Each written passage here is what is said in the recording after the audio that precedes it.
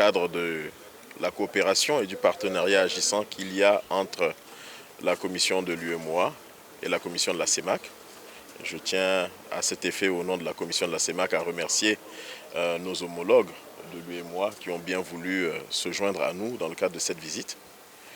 Deuxièmement, c'est également une étape dans la formalisation de notre relation avec un partenaire technique, Scanning System, avec qui la commission de la CEMAC est en discussion depuis un certain nombre d'années.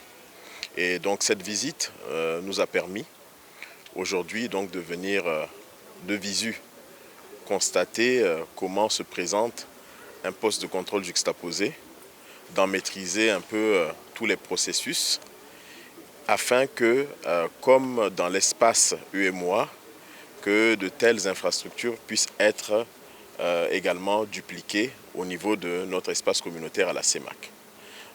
Je dois dire que c'est avec beaucoup de plaisir que nous nous retrouvons ici aujourd'hui parce que nous constatons effectivement que cette infrastructure est réellement une infrastructure de facilitation du transport et du transit et qu'elle entre véritablement donc dans le cadre de la facilitation des échanges commerciaux mais également de la libre circulation des biens et des personnes.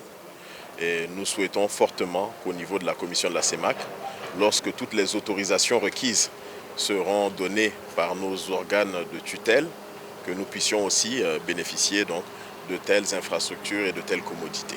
Lorsque vous avez des collègues d'un autre espace qui décident de venir vous voir pour échanger avec vous sur les expériences que vous avez, c'est déjà une satisfaction, c'est ce que je disais tout à l'heure, parce que la CEMAC veut également démarrer la construction des postes de contrôle juxtaposés que nous avons déjà dans l'UEMOA.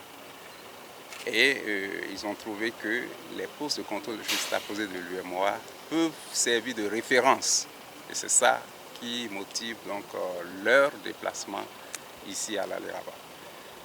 Alors, c'est un programme important que l'UEMOA est en train de mettre en œuvre. Nous avons l'Aléraba, mais nous avons 5 autres PCJ qui fonctionnent actuellement au sein de l'UEMOA.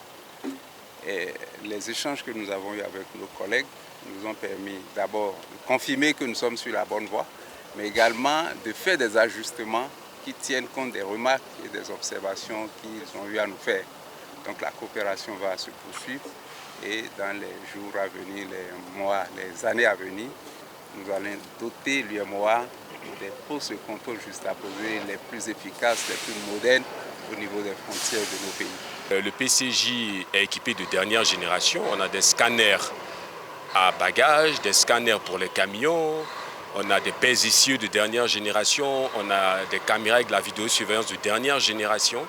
Et donc c'est tous ces équipements-là qui concourent à la fluidité et à la sécurisation des postes. Jusqu'au 7 juillet, nous avons pu enregistrer plus de 19 000 véhicules transportant des passagers, plus de 29 000 camions et plus de 65 000 passagers. Et pour le personnel travaillant pour le compte du concessionnaire, c'est-à-dire Scanning System, nous sommes 123 personnes qui ont été recrutées localement. Voilà, puisque l'entreprise concessionnaire travaille beaucoup dans le cadre de ces actions RSE avec le personnel local pour que les postes de contrôle juxtaposés puissent bénéficier à ces populations-là. On a de très bons retours des usagers, que ce soit des transporteurs, que des gens voyageant par les PCJ. Les gens sont contents, la sécurité est accrue au niveau des formalités.